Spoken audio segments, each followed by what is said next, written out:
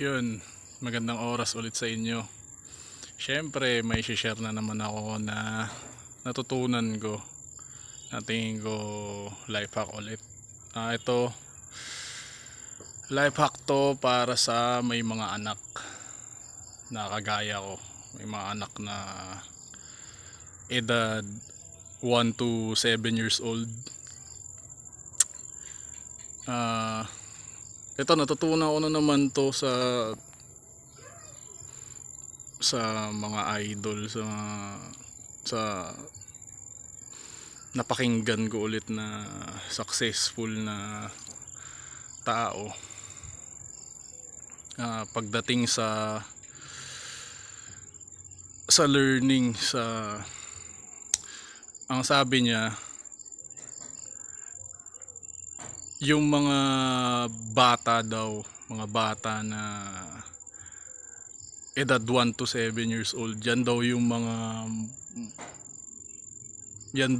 edad, yan daw yung mga edad ng bata na maganda silang turuan. Mga bata, mas sa pagkakaintindi ko, mas madali silang, basta yun yung edad, yun yung mga edad na maganda silang turuan.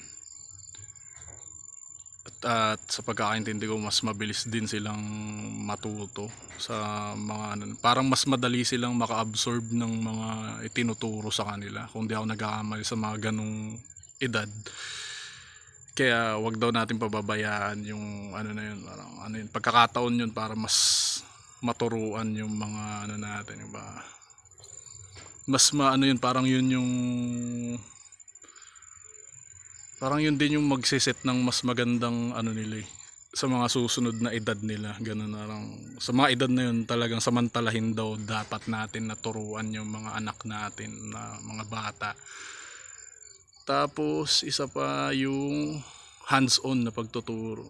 Yung para matutunan daw ng mga bata na kung ano man yung gusto natin ituro sa kanila, natin, hands-on, ipa-experience talaga natin sa kanila kung ano yung gusto natin na matutunan nila. Ayun, share ko lang para sa mga ibang magulang din na tingin ko yun, kailangan natin yun, magandang turo yun para natin mas ma-set up natin yung mga mas ma-set up natin yung mga anak natin ng mas maayos. Kumbaga, mas ma-set up natin sila ng advance.